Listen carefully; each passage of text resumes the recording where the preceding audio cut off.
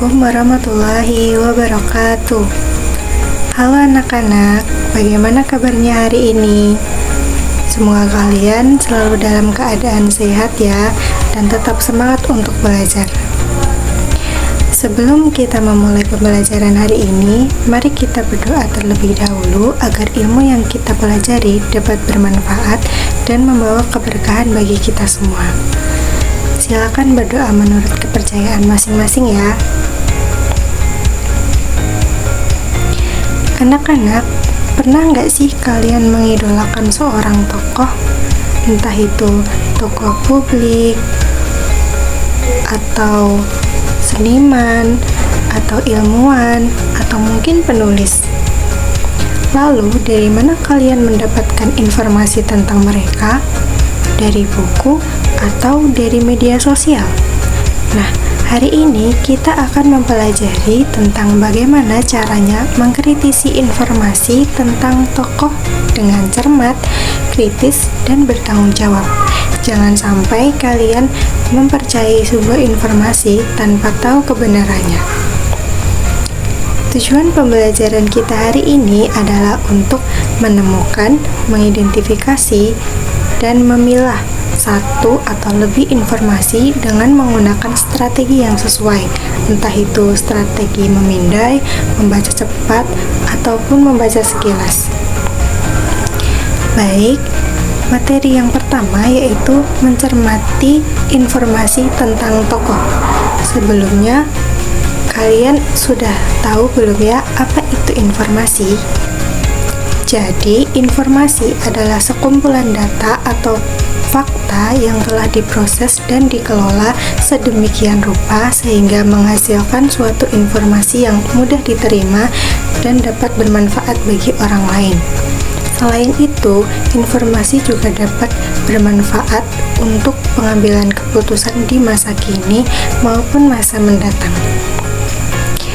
Informasi memiliki beberapa fungsi.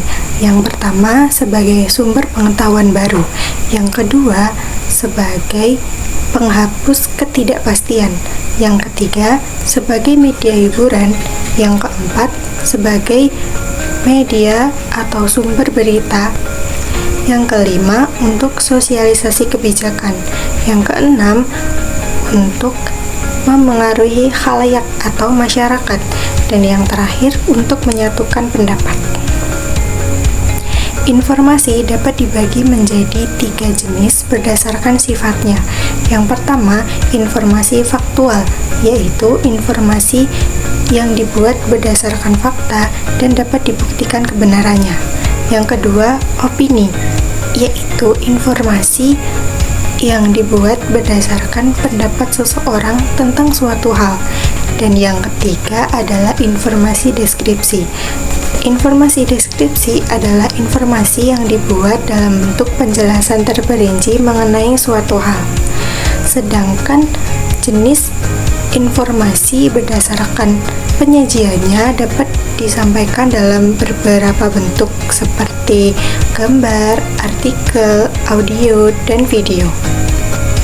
Informasi tertulis dapat disajikan dalam beberapa bentuk seperti poster, brosur, pamflet, dan infografis.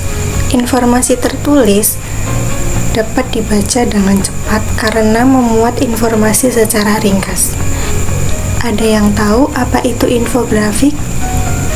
Infografik adalah representasi visual yang menggunakan kombinasi antara teks, grafik, gambar, dan beberapa elemen lainnya untuk menyampaikan informasi secara ringkas dan menarik. Sebuah infografik mengandung informasi yang sangat bermanfaat dan dapat dibaca dengan cepat.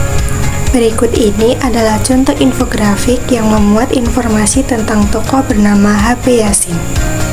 Untuk lebih memahami informasi dalam infografik tersebut, ada beberapa pertanyaan yang harus kita jawab. Nah, pertanyaan pertama adalah di mana dan kapan H.B. Yasin dilahirkan? Berdasarkan infografik, H.B. Yasin dilahirkan di Gorontalo pada 13 Juli 1917. Pertanyaan kedua, Kapan HB Yasin wafat dan di mana ia dimakamkan? Berdasarkan infografik, HB Yasin wafat pada 11 Maret 2000 di Jakarta dan ia dimakamkan di Taman Makam Pahlawan Kalibata. Pertanyaan ketiga, sejak kapan HB Yasin bekerja di Balai Pustaka? Berdasarkan infografik, HB Yasin bekerja di Balai Pustaka sejak 1 Februari 1940. Pertanyaan keempat, pengaruh apa yang diberikan sang ayah kepada HB Yasin? Berdasarkan infografik, ayahnya sangat berpengaruh dalam ketertarikan pada dokumentasi. Setelah kita melihat contoh infografik tersebut, kita juga harus memahami apa saja kaidah kebahasaan dalam teks informasi. Ada 5 kaidah kebahasaan dalam teks informasi. Yang pertama, menggunakan kalimat fakta. Yang kedua, menggunakan kata teknik atau istilah khusus. Yang ketiga, menggunakan kata kerja aktif transitif. Yang keempat, menggunakan konjungsi kausalitas dan kronologis. Yang kelima, menggunakan kalimat kompleks.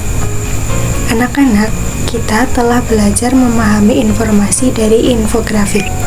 Sekarang, Ibu ingin kalian juga mengetahui bagaimana caranya membuat infografik.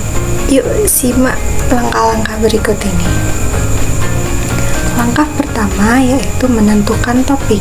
Jadi, sebelum membuat infografik, kalian harus menentukan topik terlebih dahulu. Bisa dengan memilih tokoh yang akan digunakan untuk membuat infografik. Yang kedua, mengumpulkan informasi penting. Bisa dengan mencari informasi seperti nama lengkap, tanggal lahir, tanggal wafat, prestasi-prestasi, dan apa pekerjaannya, serta informasi menarik lainnya. Yang ketiga, tentukan desain dan tata letak. Jadi, kalian harus memilih desain apa yang akan kalian gunakan. Untuk mempermudah, kalian bisa membaginya ke dalam beberapa bagian seperti judul, poin-poin penting, dan sumber informasi. Langkah keempat, gunakan aplikasi sederhana. Kalian bisa menggunakan aplikasi Canva, Google Slide, atau PowerPoint. Gunakan aplikasi yang mudah untuk digunakan oleh kalian. Langkah terakhir adalah sajikan dengan kreatif. Kalian bisa menggunakan warna-warna yang nyaman dilihat, font yang mudah dibaca, dan tata letak yang rapi. Baik, hari ini kita telah belajar tentang mengkritisi informasi tentang tokoh. Selain itu, kita juga mempelajari pengertian informasi, fungsi informasi, kaidah kebahasaan informasi, dan cara membuat infografik. Sebagai tugas akhir, Ibu ingin kalian membuat infografik yang menarik dan ringkas.